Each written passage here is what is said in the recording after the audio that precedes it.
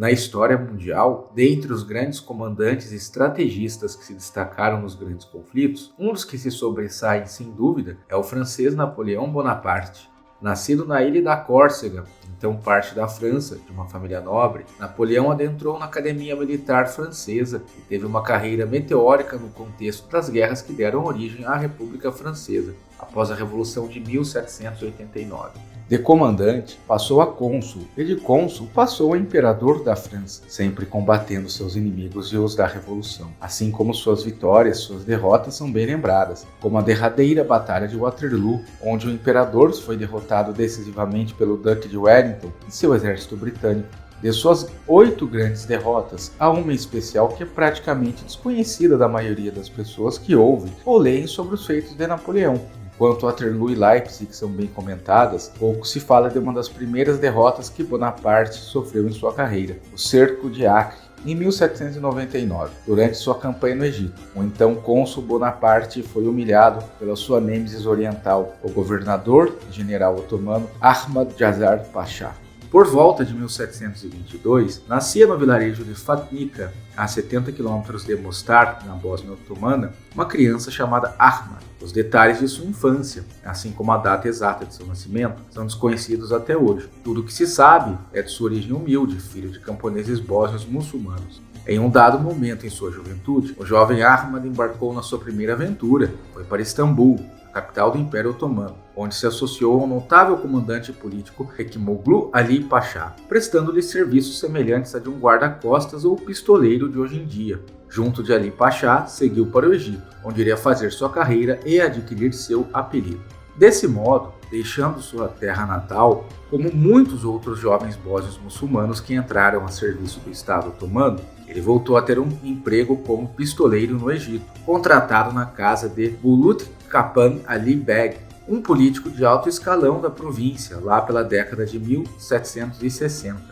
Servindo como uma espécie de líder de uma milícia paramilitar multiétnica a serviço do governo egípcio, ele era conhecido por ser implacável com inimigos do Beg, em especial com os beduínos do deserto da Líbia, que lhe deram o apelido de César, ou seja, Jazar, que significa açougueiro, em virtude de seus métodos brutais de supressão e execução de dezenas de tribos beduínas rebeldes. Por volta do ano de 1775, a província otomana da Síria, que hoje compreende partes da Palestina, Líbano e Síria, estava numa situação calamitosa de rebeliões por partes de clãs árabes xiitas das montanhas. Através de sua distinção no serviço à Sublime Porta, o Estado otomano, através de sua inflexibilidade e lealdade, Jazar foi investido com a tarefa de restaurar a ordem na região por meio da força, tarefa que ele executou com eficiência. Após seu sucesso em reimpor a autoridade do sultão na cidade portuária de Acre, na Palestina, em 1777, ele recebeu o título de governador da província de Sidom, ou Síria,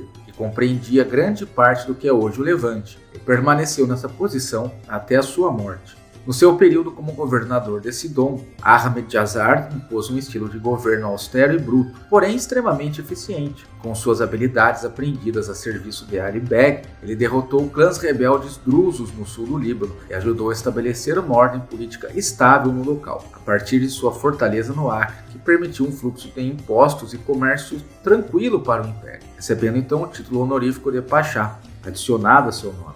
Jazar, agora Ahmad Jazar Pasha, entendeu bem que, para manter seu domínio político e a ordem, seu governo precisava de uma base econômica sólida, o que o levou a adotar políticas protecionistas, como a expulsão dos mercadores franceses de algodão da região em 1780, e a adoção de um sistema mais centralizado e eficiente de taxação e serviços públicos. Para garantir os lucros do comércio e o pagamento dos impostos, ele suprimiu com violência e com sucesso as tribos de beduínos saqueadores do entorno da região, garantindo a manutenção do eficiente sistema de governo direto, paternalista e centralizado, que ele construía com o apoio do sultão.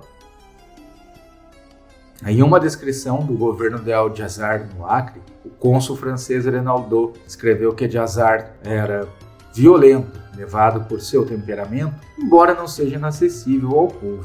Ele às vezes é justo, grande e generoso, outras vezes furioso e sangrento. Comentando sobre seu método de governo, o próprio Jazar Pasha escreveu: Para governar o povo desta terra, ninguém pode ser muito severo. Mas se eu golpeio com uma mão, compenso com a outra. Foi assim que mantive por 30 anos, apesar de todos, a posse completa da terra entre o Orontes e o estuário do Jordão. Os relatos sobre o governo de Djazar mostram que, apesar de sua fama de líder implacável e cruel, ele manteve um nível significativo de popularidade e familiaridade com os habitantes da região da Galiléia e do Líbano, no que hoje alguns cientistas políticos poderiam chamar de populismo. Para ele próprio e seus súditos, no entanto, ele nada mais fazia que seu dever como uma autoridade islâmica, praticando o bem e combatendo o mal. Ele frequentemente convidava os moradores mais pobres da cidade para ouvir suas queixas e até para consolá-los, sendo conhecido também por ser um governante justo e bondoso ao mesmo tempo. De acordo com algumas fontes, Djazar teria distribuído constantemente enormes potes de arroz em seu palácio para os desamparados e os velhos, e tinha dinheiro distribuído a eles todas as semanas com a maior regularidade. No entanto, a justiça social e econômica não era a única preocupação de Djazar. Sua tolerância religiosa e sua valorização à diversidade, especialmente numa região tão diversa entre povos e religiões como o Levante, também são amplamente conhecidas pelos historiadores. Um exemplo é o fato de Djazar ter empregado como seu secretário de finanças e guardião do tesouro o judeu damasceno Haim Farhi. A certa altura, contudo, Djazar dispensou e prendeu Farhi e teve o seu olho arrancado, orelhas e nariz cortados como punição por má conduta. Apesar disso, Farhi foi restaurado em sua posição mais tarde. Seu papel no Acre tornou-se cada vez mais influente sobre os sucessores de Djazar. Depois de se estabelecer no Acre, Djazar designou um pequeno grupo de milicianos curdos comandados por um homem misterioso chamado Sheikh Taha, que era considerado pelos muçulmanos desse dom como sendo um Yazid, uma religião secretiva e esotérica que se separou do Islã, sendo considerado também um adorador do diabo para administrar a segurança interna. Com efeito, os homens de Sheikh Taha se tornaram responsáveis por aplicar as ordens de Djazar a ferro e fogo, administrar prisões e executar torturas e execuções de indivíduos, mostrando que até mesmo na parte não tão bonita de seu governo, Djazar preservava a diversidade. Além disso, Djazar Pachá usou suas experiências e conhecimentos de sua carreira com os mamelucos do Egito para estabelecer o sistema mameluco de governo militar no Acre, tendo uma ligação emocional com seus mamelucos, e quando seu primeiro mameluco, Salim Pachá al-Kabir, morreu de peste em 1786, é relatado que o bruto e cruel Djazar chorou como uma criança, segundo o cônsul francês no Acre. Todavia, o ponto alto da carreira de Djazar Pachá se daria na virada do século XVIII para o XIX. Em 1798, o cônsul da República Francesa Napoleão Bonaparte liderou uma expedição surpresa ao Egito. Nem mesmo seus soldados sabiam para onde estavam indo, para preservar a operação da descoberta por espiões britânicos, para tentar lá estabelecer um protetorado e minar a influência britânica na Ásia, bem como tentar cooptar a força os otomanos a se aliarem à República Francesa.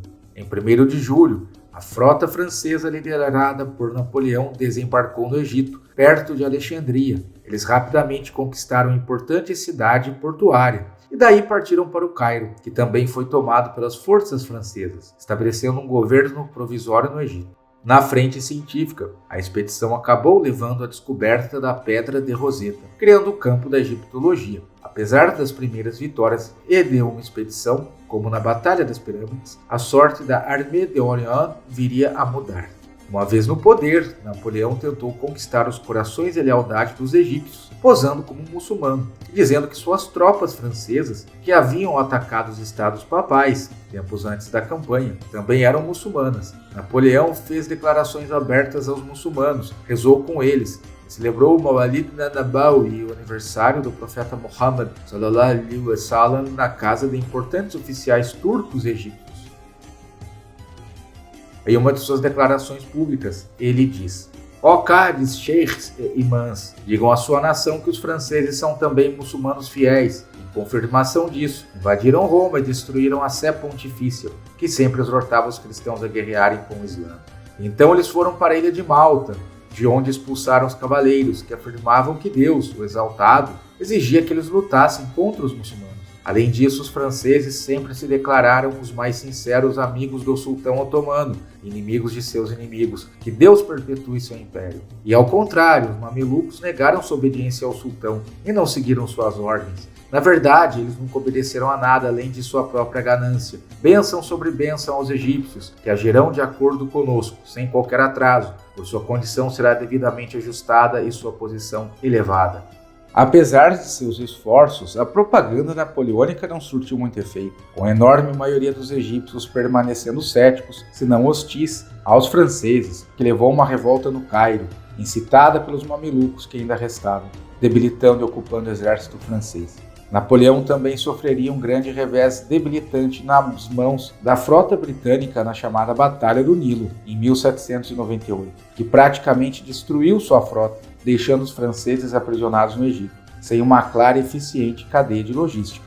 Entretanto, o obstinado Napoleão e seus generais então trataram de prosseguir seu avanço contra os otomanos. Após tomarem o Alto Egito, o exército prosseguiu para a Palestina, coube a ninguém menos que Ahmad Jazar Pasha se opor ao avanço francês. Em fevereiro de 1799, Bonaparte entrou na Palestina, primeiro ocupando Gaza e depois movendo-se para o norte ao longo da planície costeira, onde finalmente sitiou o porto de Jaffa, que foi defendido pelas tropas de maneira obstinada, que todavia se renderam durante o cerco em troca de promessas francesas de que não seriam mortos. No entanto, sob custódia, as tropas de Pasha não receberam comida ou abrigo, e após vários dias, as forças francesas levaram cerca de 3 ou 4 mil deles para as dunas de areia das costas de Jaffa e os executaram com suas baionetas a sangue frio, ao longo de vários dias. Simultaneamente à execução das tropas de Jazar, uma praga afligiu as tropas de Bonaparte, resultando em inúmeras mortes e debilitando seu exército.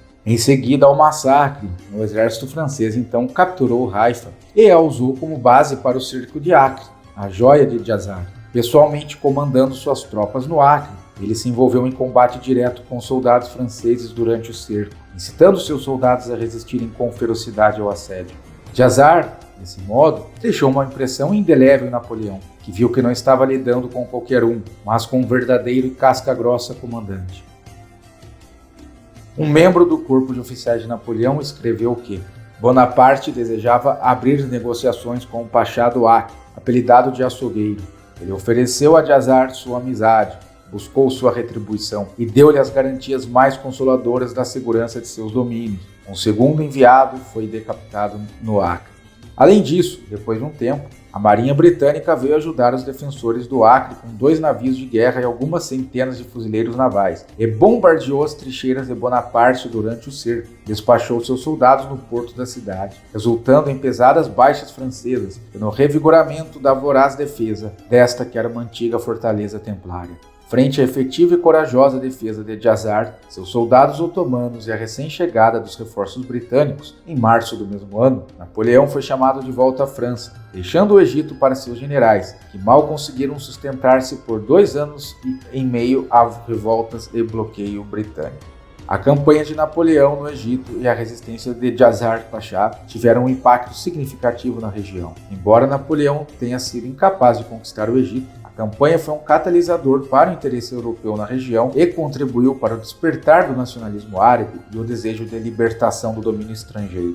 A posição desafiadora e bem-sucedida de Ahmad Jazar Pasha em Acre não apenas interrompeu a marcha de Napoleão para Damasco e Constantinopla, mas também pôs fim a seus sonhos de um império no Oriente. Assim, as campanhas militares subsequentes de Napoleão, apesar de resultarem em fracassos, renderam-lhe o tão almejado lugar nos registros da posteridade. Mas muito antes da Rússia e Waterloo, Napoleão sofreu um revés inicial decisivo por um comandante otomano, muçulmano e nascido na Bósnia, que por muito tempo governou boa parte do que é hoje a Síria, Líbano e Palestina. E é isso, pessoal. Se você gostou desse vídeo, não deixa de deixar seu like, compartilhar com seus amigos, siga a página História Islâmica nas redes sociais, conheça também nossa plataforma de cursos, onde você vai ter aulas sobre os mais variados temas da história do mundo islâmico. E assalamu alaikum, até a próxima, aqui na página História Islâmica com Mansur Peixoto.